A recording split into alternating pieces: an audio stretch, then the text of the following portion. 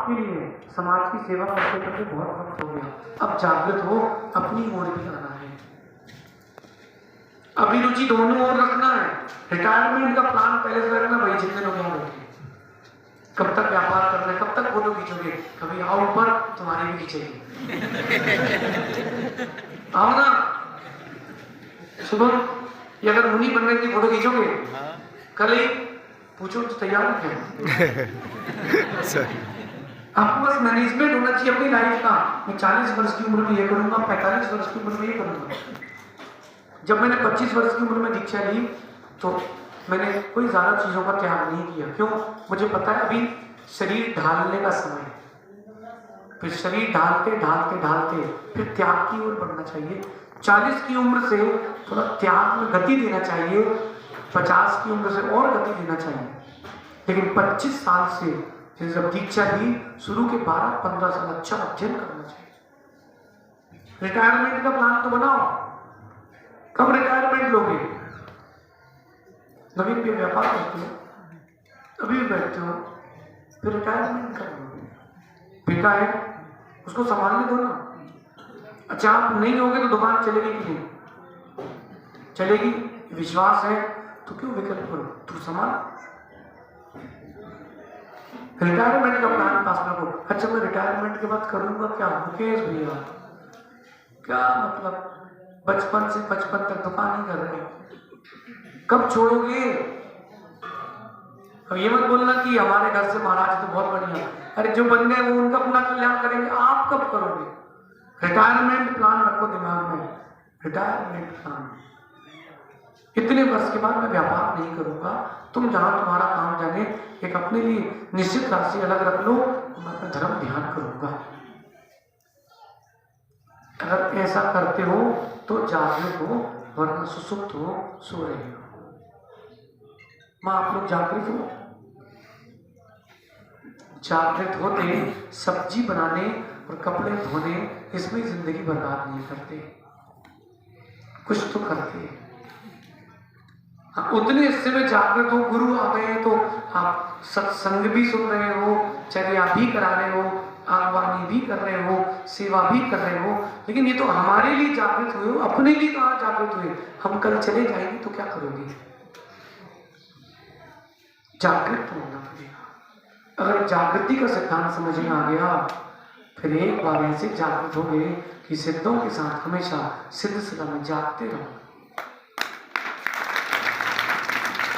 अंकित भाई वाचना के लिए क्यों लेके जा रहे हो? देखो हमारी पहली वाचना है राजस्थान की भी और हमारी भी। अभी तक हमने कहीं गर्मी की वाचना की ही नहीं। तुम्हारा सौभाग्य है, तुम्हारा पैरा काल और तुम्हारा सब मिल गया, गुरु जी भी मिल गए, हम भी मिल गए। लेकिन बताओ कि तुम्हारा रिटायरमेंट प्लान क्या है? अंत मतलब कब? 60 के बाद भैया, अभी 60 तक रहे कि नहीं रहे?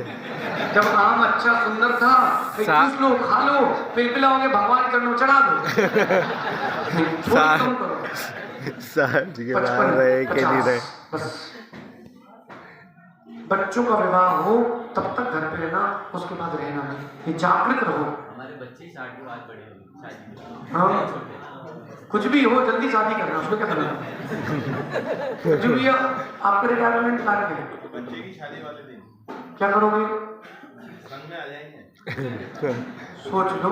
हाँ सोचा हुआ है महाराज जी। मैं आचार्य वर्धमान सागर जी से भी मिला तो वो बोले हमारे साथ में गज्जू भैया है, बोले 25 साल से घर नहीं गए, सेवा में लगे। मैं ही नहीं कह रहा कि दीक्षा लो, अगर दीक्षा लेने की शक्ति नहीं है तो कम से कम गुरु सेवा, प्रभु भक्ति तो करते रहो, कम से कम वो सेवा तो करते रहो। विकास तुम्हारी अगर दीक्षा लेने की परिणति नहीं है, कम से कम गुरु सेवा तो करते रहो। अरे जिसको जलना वो जलेगा, जलने तो क्या करना? तुम्हारे पास लोग आएंगे, बोलेंगे क्या करना घर जाके, क्या करना महाराज के पास जाके, तेरे घर आके बोलेंगे मुझे कुछ कहना नहीं, मुझे बोला जी करना, मुझे करना। एक सज्जन हमारे पास आए, मुकेश भैया बड़गी के थे, हमारी दीक्षा नहीं होती, आपके चाचा काका कहलाते हैं। बोले क्या करोगे दीक्षा लेके, क्या करोगे दीक्षा लेके? बहुत सारी बातें सुनाई, सुंदर रहा, सुनता रहा। फिर बाद में उन्होंने पूछा क्या करोगे, मैंने कहा मेरी दीक्षा होगी, आप जरूर करना। किसी को कह करके समय बर्बाद मत करना, जी बोल के आगे बढ़ना, जी बोल के आगे बढ़ना। जैसे लोग बोल रहे हैं क्यों बार बार महाराज के पास जाते हो, जी बात खत्म। अरे आपको सुकून का मंत्र देना ना अंकित भाई, घर पहुंचे आप ऑफिस से, पत्नी बोली सब्जी लाई कि नहीं, आपने किया कि नहीं, जी, खाया कि नहीं, जी, जी बोलोगे तो सुकून में रहोगे। जब पार्ले के आप पीछे जी लगा सकते हो तो शब्दों में भी जी लगा जी, सुकून का मंत्र है जी। अपर में सारा कोई बोले दुबले हो, जी, मन में सोचना हाँ है तो है, तुम्हें क्या करना, पागल है साला, मन में कहना लेकिन उससे मत कहना, लड़ाई हो जाएगी। जी, जी शब्द को जीवन में जोड़ लो। कोई बोले भैया आप बहुत बड़े अधिकारी हो, जी, आप पैसे वाले हो, जी, चार शब्द मत लगाना पीछे अपने, जी, जी बोलने से बात खत्म हो जाएगी। देवी बोले तुमने कहा था घर 8 बजे आएंगे, 11 बजे आए हो, जी, बोलो जी। हिंदू सुबह कोई बोले तुमने काम किया कि नहीं किया, क्या बोलना, अब तुम शादी करोगे, फिर पत्नी की सुनोगे, पत्नी की घूसे खाओगे, फिर हमारे पास आओगे, बोलोगे जी। गुरुजी हम सो रहे थे जब आप बता रहे थे ना, जब आप प्रवचन दे रहे थे ना, तब हम समझ नहीं पाए, हम तब सो रहे थे, अब क्या करें, हम बोलेंगे जी, अब ऐसे ही जी। इसलिए जागते रहो, बोलो ना, जागते रहो, बोलो ना, जागते रहो, स्वयं में जागते रहो। हम जो कुछ कर रहे हैं करने लायक है कि नहीं, कब करना है, कहाँ करना है, कैसा करना है, जागते रहो। मंदिर हो, धर्मशालाएं हो, लेकिन अगर आप मंदिर अभिषेक करने नहीं आए तो क्या मतलब, भैया कोटा क्या, रावत भाटा क्या, 50-100 किलोमीटर भी कोई महाराज हो तो रामपुर में युवाओं की टीम है, जाना लेके आ जाना, लेने जाते हैं महाराज जी। बिल्कुल बोला गुरुजी हमारे यहाँ चलो। आप अगर जागते नहीं हो रहे होते तो अभी आज कोटा में प्रवेश करेंगे, आप लोग यहाँ सो रहे होते हमारा कोटा प्रवेश हो गया। जैसे यहाँ की गुरु भक्ति देख के लगता है अंकित 7 दिन तो रुकना चाहिए, नहीं अभी नहीं तो बाद में सही। देखो ऐसा है, टेंडर भरते रहो, कभी ना कभी तो निकलेगा, क्या बात है, कभी ना कभी तो निकलेगा। लेकिन नवीन भाई अब आप अभी हमको रौनक क्या रुकाए हो, अब अगली बार हम 4 दिन के लिए आ गए, फिर वो बोलेगा भाई जल्दी जाओ हमें भी रहना है, फिर क्या करेंगे हम, सब हो जाएगा। आने वाले निकट भव्य समय में आप लोग भैया सुंदर सी धर्मशाला का निर्माण करना, उसकी दीवारें चौड़ी रखना, एक आध कमरा बेसमेंट में रखना, गर्मी के मौसम में साधु को एसी कूलर में लेना पड़े और शांति से ठंडक मिले। जागृत रहो, आने वाले भविष्य को देख के चलो। इस श्रावक लोगों घर में एसी लग रहे हैं, इसलिए एसी हो रही है सबकी,